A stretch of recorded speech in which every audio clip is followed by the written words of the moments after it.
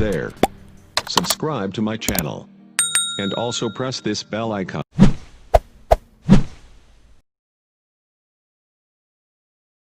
बिस्मिल्लाहिर्रहमानिर्रहीम।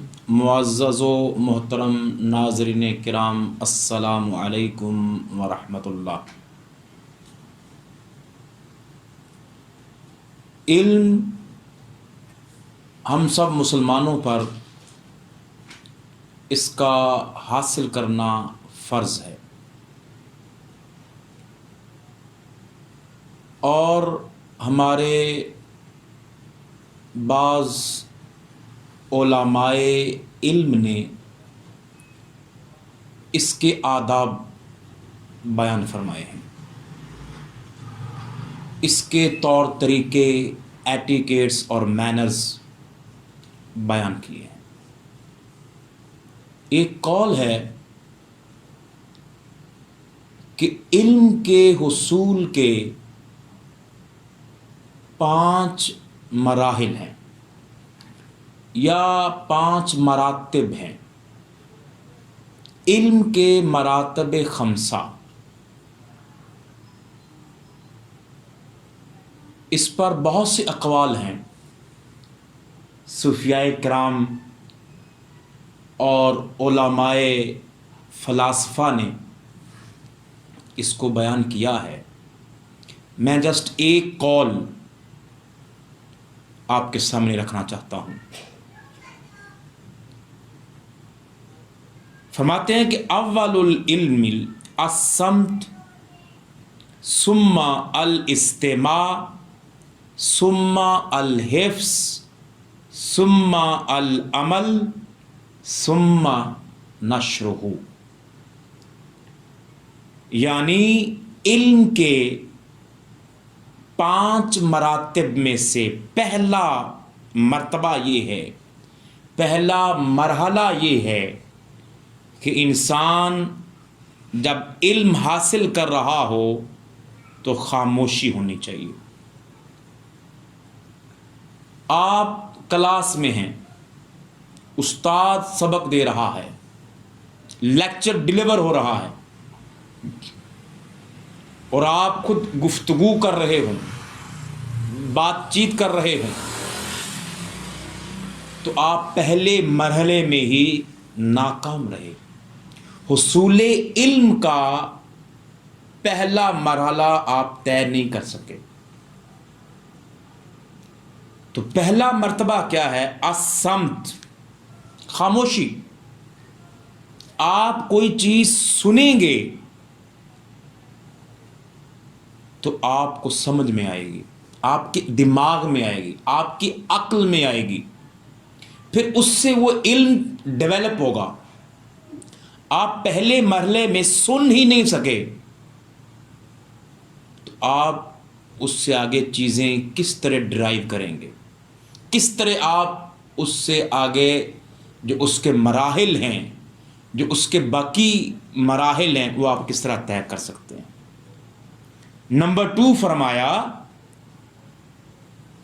सुनना, अल इस्तिमा, सुनना। पहले खामोशी यानी जुबान बंद रहे, बोलना नहीं। दूसरा सुनना, गौर से। इस्तिमा, इस्तिमा का माना है गौर से सुनना, तवज्जो से सुनना। और नंबर 3 है अल हिफ्स, फिर उसे याद रखना।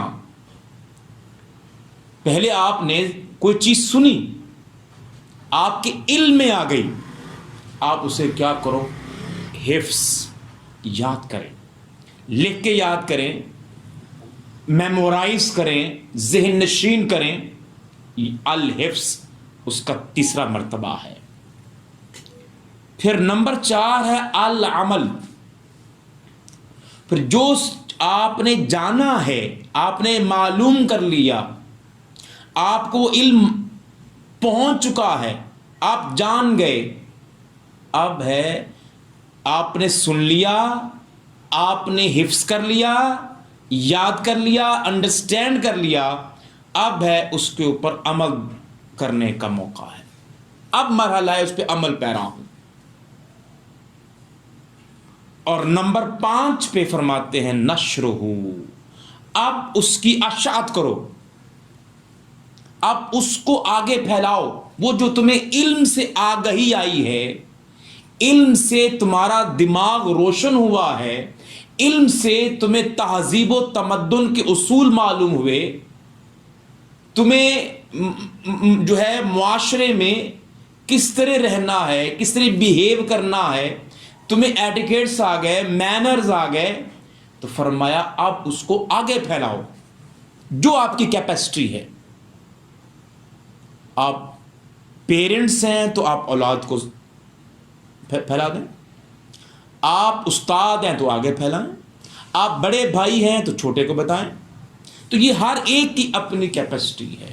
احباب ذی وقار، یہ قول بہت سے دریچے کھولتا ہے۔